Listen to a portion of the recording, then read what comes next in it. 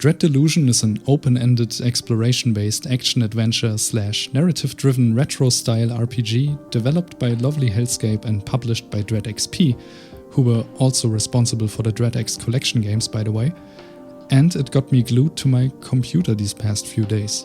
In this video I will elaborate why, and why it could happen to you too.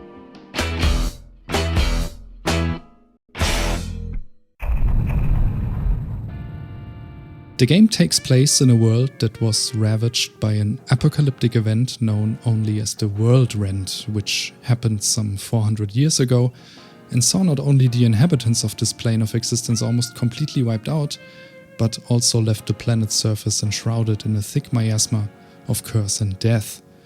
Those who survived fled to the southern part of the aptly named Sky Realms, more specifically the Oniric Isles, land masses floating high above the world's surface, which were already inhabited by unique flora and fauna, other factions and several tribes of the so-called Wiccans, worshippers of eldritch gods, the occult, and serving as a hotline between the gods and the people.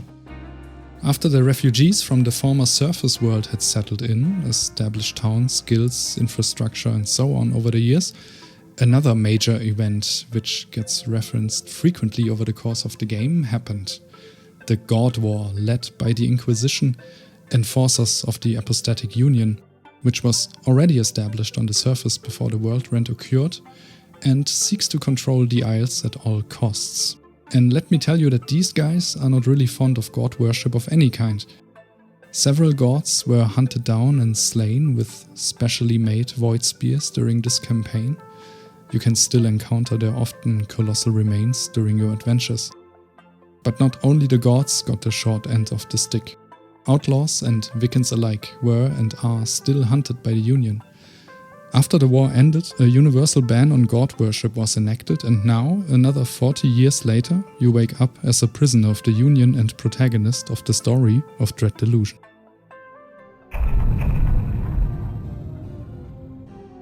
As a new quote-unquote recruit of the Inquisition, your first and arguably most important task involves to capture a rogue mercenary named Vela Kalos, or Kalosi, but I will call her Kalos from here on out, who's currently hiding in the Blinding Light Fortress.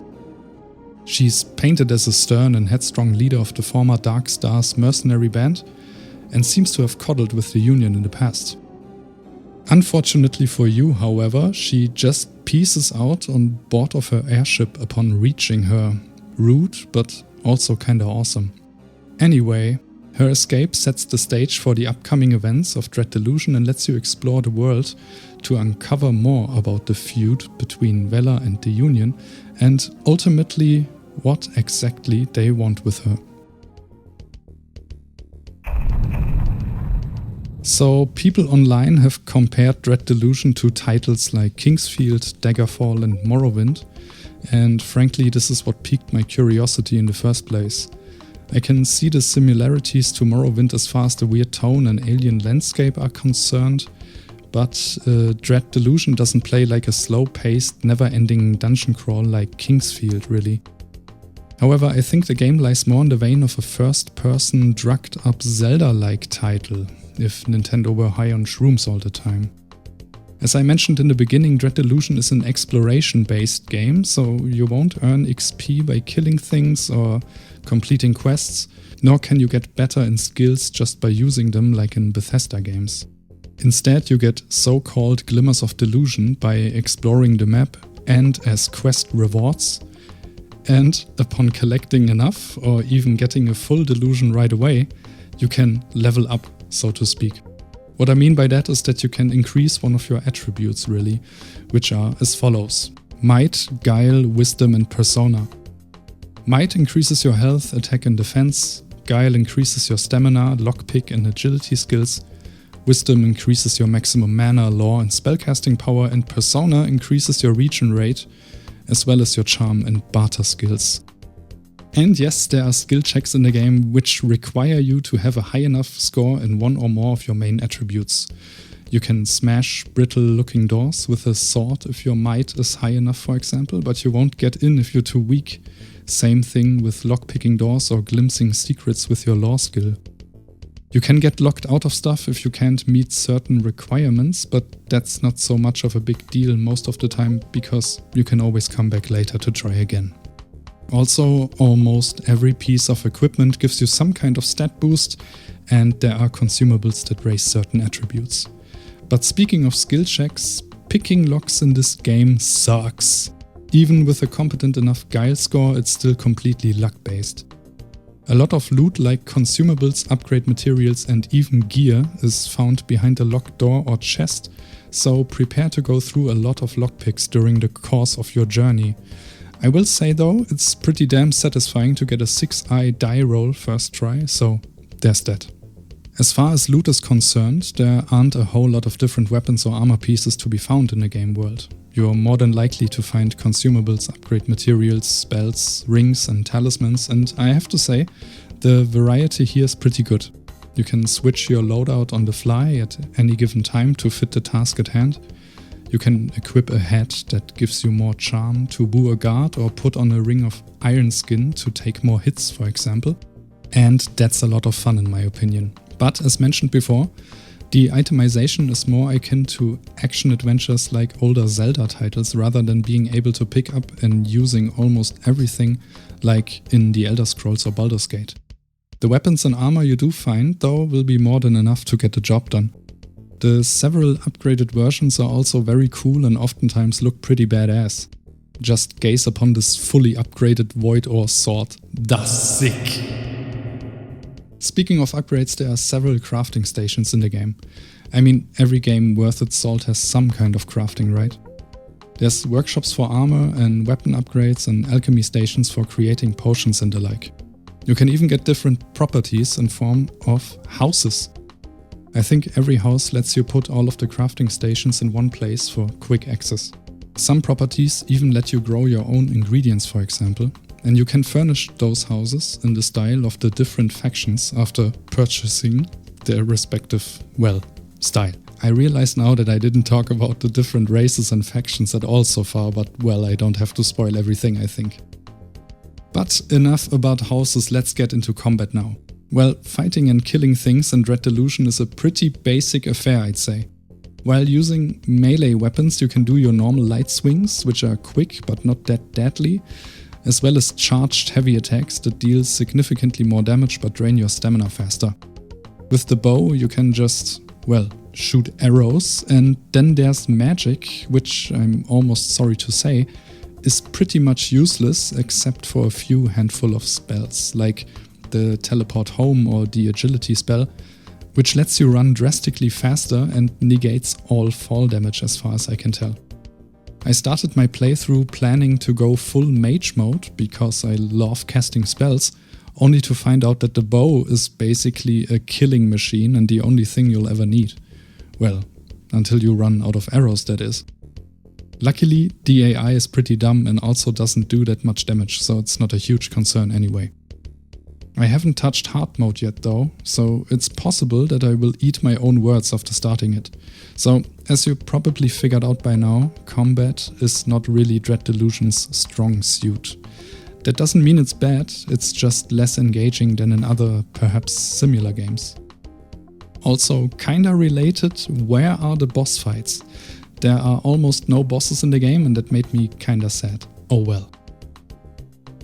What's really great about the game though is its exploration, setting, as well as quest design and writing, particularly the dialogues. Lovely Hellscape for sure have hammered the ball home with those aspects. Dread Delusion is a semi-open world game, so you can't go off and explore everything right from the get-go, unless you sequence break the game, but who does that on their first playthrough? Instead, it's required from you to unlock certain areas first to progress. That doesn't sound quite attractive at first, but it helps immensely with the pacing and the exploration in a respective area, at least in my opinion. You do get the opportunity to freely explore any currently and previously unlocked areas to your heart's content at any given time, so you don't get locked out of anything. They even give you an airship at a certain point, so you can fly that thing over the whole map and check out whatever you like really. The quest design is also damn good and engaging, and I don't even remember a single fetch quest. Maybe because there aren't any fetch quests in the game? Anyway, most tasks come with a morally difficult choice upon completion too. So, do you reawaken an eldritch harvest deity to make it grow back the crops of an entire region so that the people there never have to fear hunger again?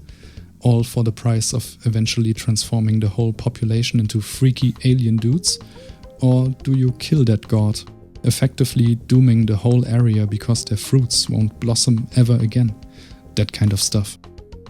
While those choices don't have a direct impact to the world or the story as a whole, you do get a continuation of what happens after you beat the game in the ending slides. Also, it's very cool that something like this is in the game at all. So let's talk technical stuff and sound design for a bit before I finally wrap up this video. My initial playthrough took me about 40 hours to complete, and I think I did most, if not all, of the optional side stuff. Yes, even the timed Raiders of the Lost Isles quest, or whatever it's called. As I said earlier, I haven't started a hard mode run yet, but that's a thing to consider now. I would recommend hard mode as your first playthrough actually, because normal is a bit on the easier side. But yeah, in all that time I haven't encountered any game-breaking bugs or save file corruptions or breaking side quests of any kind. I had some weird visual glitches here and there, like flickering textures, but that's it. Keep in mind though, Dread Delusion is a single save file title. You can't quick save, you can't quick load, it only saves on mana stations and when you enter a new area. So if something happened to your file because of a power outage or whatever, you'd have to start over if you didn't make a backup. Just a heads up. As mentioned, I had no problems whatsoever. The game runs pretty smooth though, and I mentioned this only because it's a Unity title. Those are known to run like crap sometimes. Now, as you probably have noticed by looking at the game footage running in the background, Dread Delusion looks like a PS1 game. I personally quite like such a low poly aesthetic, but I understand it's not for everyone. But as far as sound design and soundtrack go, both departments are really good. All sound effects have a certain retro crunch to them, and the OST has some pretty serious dungeon synth bangers. Sadly, there's no dedicated combat music, and the tune in the last area is a little over the top for my tastes, but other than that, I give 2 thumbs up. Dread Delusion is a great hidden gem, I'd say. Sure, combat is not the best, but that isn't really the focus of the game anyway. Instead, it oozes atmosphere, has superb world building and a cool cast of characters, rich lore, great quests, and while the writing can get pretty dark and depressing at times, it can also be very humorous and unconstrained as well. I should note that there's no voice acting in the game, at least not for dialogues, so get ready to read a lot of text, but as mentioned, it's all really well written. Also, Dread Delusion's antagonist, Vela Kalos, is in my opinion a very relatable character, and while she's off-screen for most of the game's duration, she manages to show a lot of depth anyway. Bad guys are often painted on the pure black end of the alignment spectrum, doing only the most evil and hideous things, but this one, not so much, at least not all the time.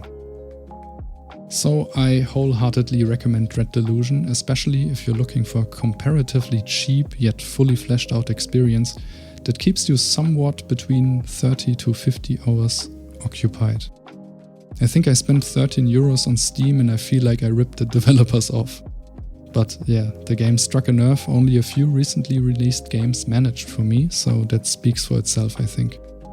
It has a lot of soul, and you notice while playing that Lovely Hellscape poured their love into this title, just as I poured my heart and soul into this review, so that's it for me for the time being. If you watched this video until this point, I hope you enjoyed watching it as much as I did making it, and I see you in the next one.